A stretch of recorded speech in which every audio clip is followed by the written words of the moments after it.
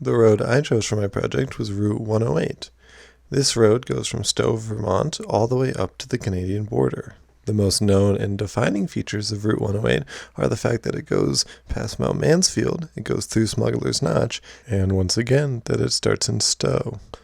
Something interesting about the U.S. highway system in general is that you can tell whether a route is going north or south depending on whether the number associated with that route is even or odd. In this instance, Route 108 is even, meaning it's going north or south. Something like Route 115 would be going either east or west.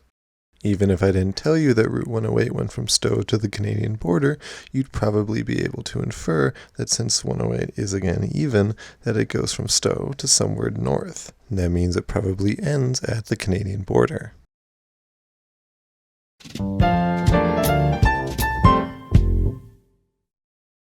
Although it's already been mentioned a couple times, our first town is Stowe. Being founded in 1763 on June 8th, Stowe was originally founded for lumber. Along with a lot of the rest of Vermont, almost 75% of the surrounding forest around Stowe was cleared in the early 18th century. This newly cleared land was then used for sheep grazing. At the time, almost 8,000 sheep grazed all around Stowe. Despite its founding, Stowe is now most known for its skiing. Its close proximity to Smuggler's Notch has led people from all over the world to travel to Stowe. This has given Stowe the nickname the ski capital of the East, something which Stowe has very much embraced as its downtown has expanded considerably from back in the day. Pictured on the screen are two different downtowns, one from Stowe in the past and one from Stowe today. The iconic community church still lies on Route 100, but the actual stores surrounding it have greatly expanded.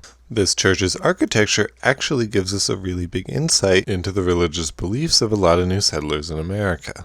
The reason why so many churches take on this white chapel appearance that we see in Stowe and so many other places in Vermont is because America, and largely the Northeast, are Protestant. Protestants have a lot less of a preference for where people congregate. That's why a lot of the places they do it are very nondescript or not very interesting.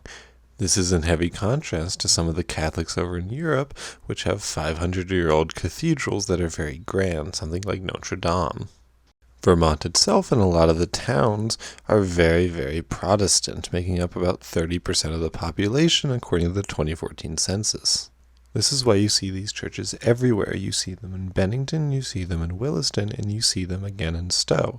This is also such an iconic element to a lot of Vermont towns, as a lot of the time the steeple is the tallest point in the town. Connecting back to Stowe and just kind of tourism in general, these white churches are often used for photos, especially with fall foliage. If you ever try to look up a beautiful picture of Vermont on Google Images, you'll probably see a white church. You'll also see Stowe, as again, it's one of the highest tourism areas in the state. This white generic scenery is no doubt a part of Vermont and something that you see a lot, especially considering this specific church in Stowe is over 150 years old. That being said, we now get to move on as we head north towards the Canadian border. As we move north on Route 108, we can actually see some of the buildings that Stowe has had around for hundreds of years. Both the Stowe Inn and this 1820 house that is now being used as a rental property both represent Vermont's tourism aspects and its passion for preserving the history of its towns. Moving right along up Route 108, we quickly get to Smuggler's Notch.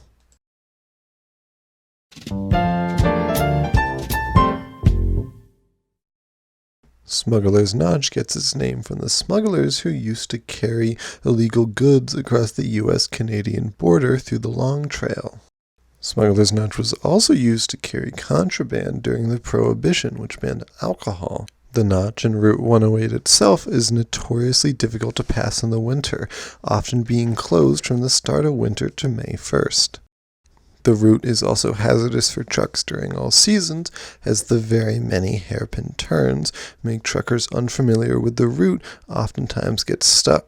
The notch being closed because some 18-wheeler decided to try and risk it is not an uncommon sight. As mentioned previously, the towns of Jeffersonville and Stowe, which were initially created for logging, soon became large tourist towns as people traveled from all over in order to access Smuggler's Notch's slopes. Additionally, Smuggler's Notch is one of the biggest and highest skiing resorts in the entirety of New England and one of the top in the state. Also encompassing Smuggler's Notch and Route 108 is the Mount Mansfield State Forest. Due in large part to this forest, Route 108 is also considered a scenic byway. Scenic byways are categorized by roads which have these intrinsic qualities that are either archaeological, cultural, historic, natural, recreational, or scenic. As long as a highway fits at least two of these, it's considered special enough to be its own place to travel to and its own tourist destination. The titular name of the state forest is that of Mount Mansfield. Mount Mansfield is important because it's the highest peak in Vermont at almost 4,400 feet. The forest itself covers 44,444 acres of land. It goes through 7 towns and 3 counties, making it one of Vermont's biggest national forests and a huge moneymaker for one of Vermont's largest industries, the scenic tourism industry. Moving past Smuggler's Notch, on the way to Jeffersonville, there's the grist mill covered bridge. Covered bridges, one of Vermont's great obsessions, has a lot to do with tourism, being one of the main ways that Vermont gets people to travel around their state. Vermont itself has over 100 covered bridges and is the state in the country with the most covered bridges per square mile. The gristmill covered bridge on Route 108 just outside Jeffersonville is one of these. The reason Vermont has so many covered bridges is that before the Industrial Revolution and the widespread use of steel, covering bridges would add more support than leaving them without.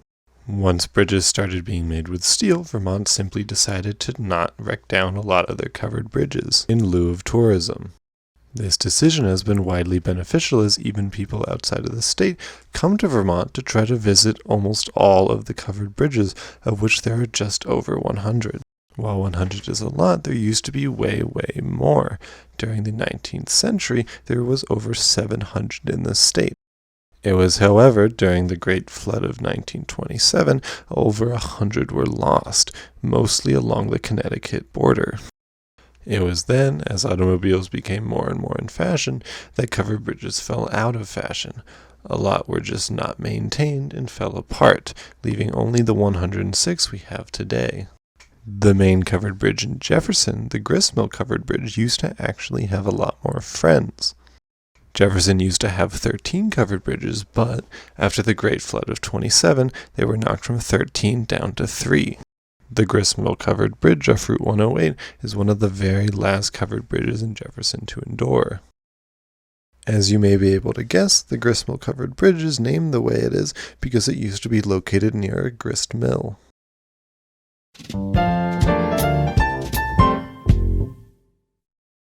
As we enter into the town of Jeffersonville, we can actually see the buildings change from a more historic angle to a more modern angle. As a matter of fact, this area labeled on the map as Jeffersonville's historic district was marked in 1987 as a member of the National Historic Places Registry, largely in part to its architectural and historic significance to the town of Jeffersonville. Displayed on the screen, you can really tell the difference between the historic part of Jeffersonville and the more modern part. Here are a couple photos of houses from the historic district and houses from the newer district. The historic district dates back to the turn of the 20th century by mainly having Greek revival houses and Victorian revival houses. Jeffersonville, named after Thomas Jefferson, the president, was originally called Cambridge Center. Jeffersonville is still part of Cambridge, which is a much larger town, but it no longer remains the center.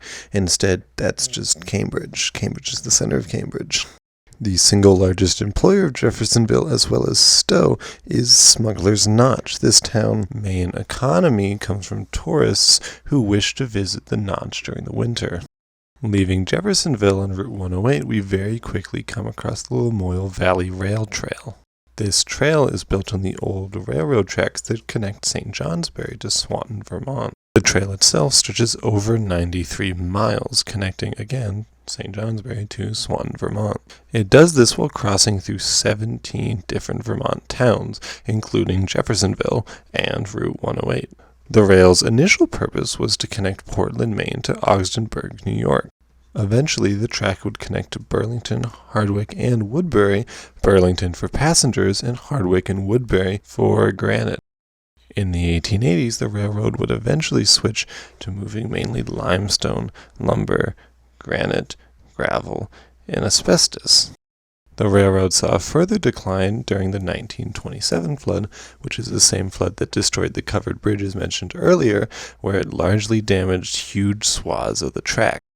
Over the next several decades, along with declining passengers, declining businesses transporting stuff, and the rise of trucks and highways, the track stopped being maintained and eventually fall out of use. It was then in 1994 that all use of the track ceased. Starting then in the early aughts, legislation began to start renovating the trail and turning it into a bike and walking path. At this point in time, the majority of the trail is done and they're still wrapping stuff up.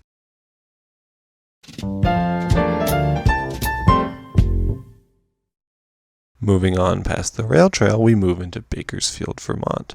This town is very, very small, but it does run over Route 108. The namesake of the town, Joseph Baker, bought the town in 1791. At the time of its founding, Joseph Baker used his money to buy grist mills and sawmills for Bakersfield. The only really notable history in Bakersfield is the existence of Brigham Academy, which is now their elementary school. Brigham Academy, founded by Peter Ben Brigham, was a major secondary school in Vermont until 1966. The building is still around, and like I mentioned earlier, it's now their primary school. Brigham Academy was entered into the National Registry of Historic Places in 1995. Honestly, outside of Brigham Academy, there isn't really much particularly interesting about Bakersfield, and it follows a lot of the stereotypes of general Vermont towns, being mainly a lumber town turned into kind of just a really rural village.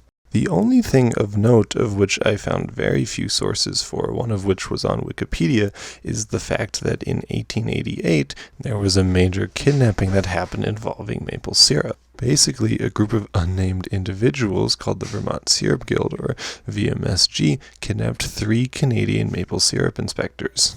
The hostage crisis would then last 1 month, 2 weeks, and 3 days. While no one quite knows why they did it, they suspect that it was to stop the Canadian monopolization of the maple syrup industry at the time. While I know I mentioned Wikipedia earlier, I do still think this happened, as I found a couple other sources. So I guess just don't mess with Bakersfield, especially involving maple syrup.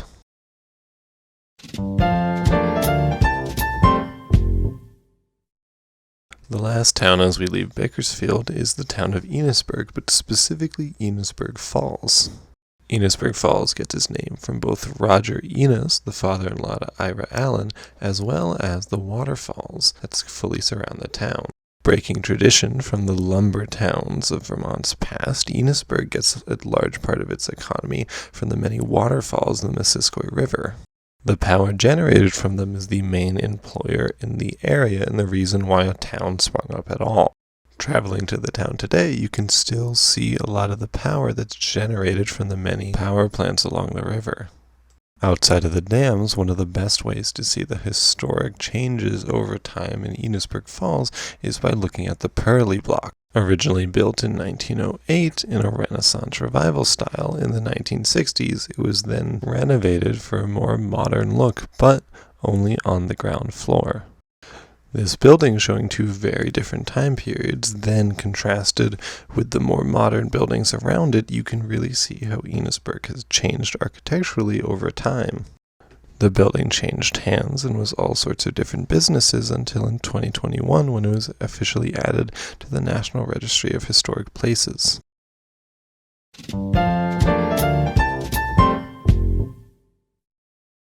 As we leave Enosburg Falls, this marks the end of Vermont's portion of Route 108. Route 108 again stretches from Stowe to Smuggler's Notch, to Jeffersonville, to Bakersfield, and finally to Enosburg Falls. Well, definitely not the most important road in Vermont.